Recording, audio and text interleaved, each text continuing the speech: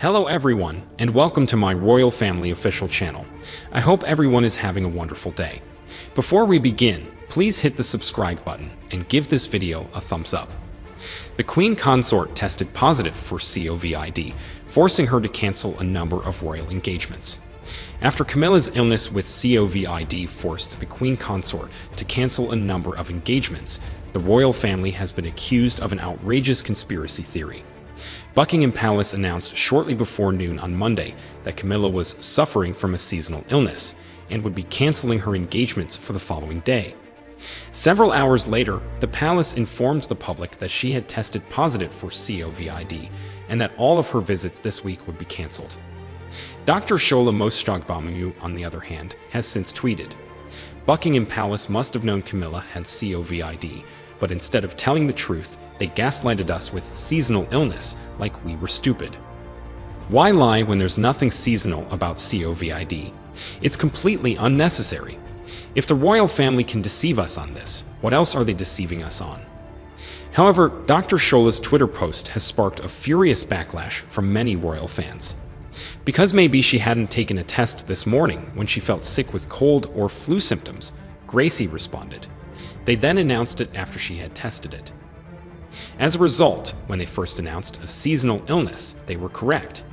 It's not a big deal. This is pathetic. Could it be that they thought she had a cold, and it wasn't thought to be COVID until they took a test? Tweeted Sue Krause. Just an idea. Sierra wrote, they already announced she tested positive for COVID today. Meanwhile, Ilsa retorted, gaslit. How does this gaslighting work? Camilla was scheduled to attend a number of engagements and events this week, but they have all been cancelled. The Queen Consort was set to visit Elmhurst Ballet School in Edgbaston, Birmingham, today to commemorate its centennial. She was scheduled to visit a library in Telford later this afternoon to thank staff and representatives from outreach and volunteer groups for their contributions to the community. The Queen Consort was set to host a Clarence House reception tomorrow with her husband, King Charles I, to mark the second anniversary of her online book club, The Reading Room, with authors and members of literacy charities. The couple were set to attend a reception in Milton Keynes on Thursday to commemorate the city's being granted city status as part of the late Queen's Platinum Jubilee celebrations.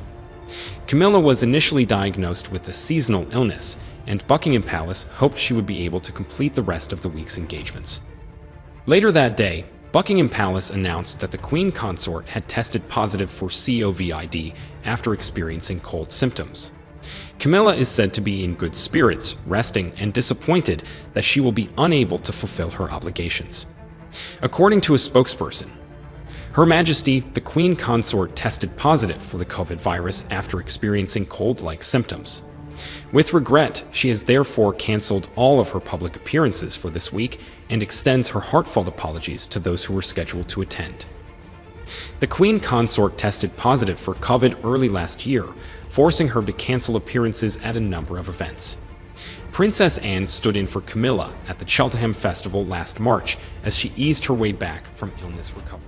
After testing positive for COVID, Queen Camilla received a barrage of vile abuse. Haters have taken to Twitter to vent their rage, comparing the COVID-stricken Queen Consort to a horse, a cow, and a parasite, and cruelly stating that they hope she dies. Buckingham Palace announced yesterday that Queen Camilla tested positive for COVID after experiencing cold-like symptoms. The 75-year-old has canceled and rescheduled all of her appearances this week, including those in Birmingham and Telford, citing seasonal illness. But in the hours since the news broke, the Queen Consort has faced a barrage of abuse on Twitter, with the Daily Express's royal correspondent Richard Palmer calling the abuse toxic and disgraceful, and suggesting that Prince Harry's recent book and docuseries may have incited the hatred. Several derogatory remarks about Camilla have surfaced on social media, with the Queen Consort being compared to animals. Some have made wild guesses about which illness the Queen Consort, who married King Charles I in 2005, is suffering from.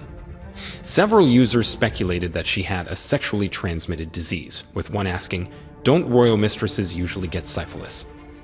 Other cruel explanations for her seasonal illness included ornoria, too much gin and debonnaire, a wine-based aperitif after dinner, and mad cow disease. Someone else pretended to sympathize, saying, "I hope they called a vet or whoever treats horses."